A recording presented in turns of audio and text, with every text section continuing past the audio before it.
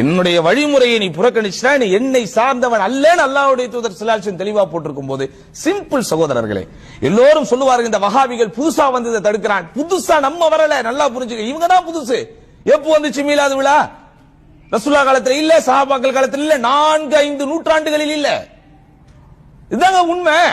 தர்காக்கள் இன்றைக்கு கட்டி வைக்கப்பட்டிருப்பதாகட்டும் அல்லது தரிகாக்கள் பேரிலே இவர்கள் பிரிந்து பிரிந்து பண்ணக்கூடிய விஷயங்களாகட்டும் எல்லாம் புதுசா வந்து அது ரசூலுல்லாஹ் காலத்துல இல்ல.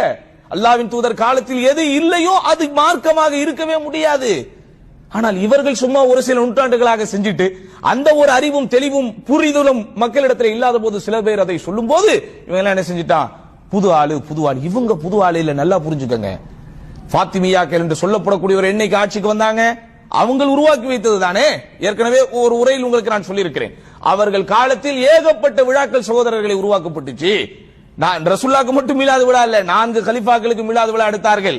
ஃபாத்திமா ரலியல்லாஹு அன்ஹாக்கு மீலாது விழா, ஹசன் ரலியல்லாஹு அன்ஹு, ஹுசைன் ரலியல்லாஹு அன்ஹு அவங்களுக்கு மீலாது விழா, அவர்களுடைய அந்த கரண்ட் கலீஃபாவாக யார் இருந்தாங்களோ அவங்களுடைய மீலாது விழா. மீலாது விழானா புதுசா நினைச்சுக்காதீங்க, பிறந்த தினம் தான் மீலாது. மீலாதுங்கிற வார்த்தைக்கு என்னங்க அர்த்தம்? என்ன அர்த்தம்? கிறிஸ்துமஸ்னா என்னது? கிறிஸ்துமஸ் அது மீலாது தான். மீலாது ஈசா, மீலாது ஈசா, ஈசா நபியின் பிறப்பை தான் அவங்க கிறிஸ்துமஸ் விழா என்று கொண்டாடுறாங்க. அதை நம்ம செய்யக்கூடாது. மாற்று மத